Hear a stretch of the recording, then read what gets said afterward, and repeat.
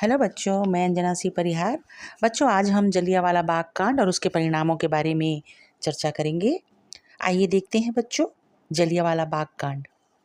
13 अप्रैल 1919 ईस्वी बैसाखी के दिन जलियांवाला बाग में अमृतसर के लगभग 25,000 नागरिक और ग्रामीण सभा करने के लिए एकत्रित हुए थे। सरकार ने सभा पर प्रतिबंध लगाने की घोषणा की थी, परंतु नगर के कई भागों में इस घोषणा का पता न चला।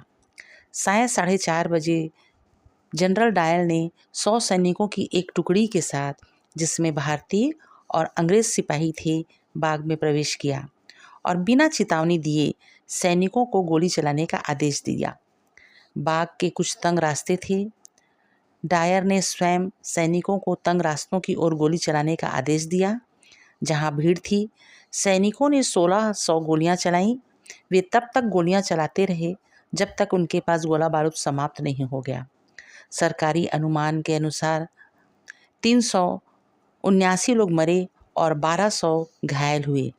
कांग्रेस द्वारा किए गए आंकड़ों के अनुसार मरने वालों की संख्या 1000 और घायलों की संख्या 3000 थी।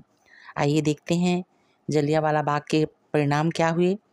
पंजाब के 5 जिलों में मार्शल लॉ लगा दिया गया। 11 जून तक लगा रहा। मार्शल लॉ हटाने से पहले बड़ी संख्या में लोगों पर न्यायालयों में मुकदमे चलाए गए और उनको अपने बचाव का कोई अवसर नहीं दिया गया।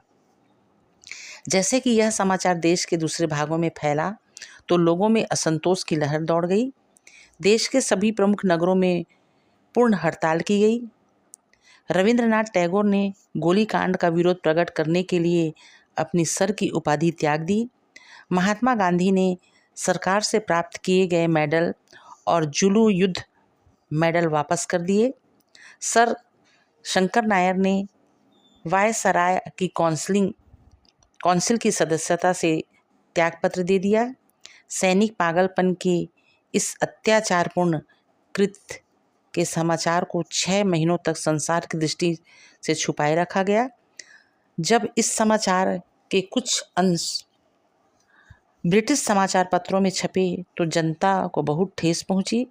इस घटना पर ब्रिटिश संसद में भी शोर हुआ और कूटनीतियों ने, यहाँ तक कि सर विंस्टन चर्चिल ने भी इसे एक बड़ा अपराध स्वीकार किया।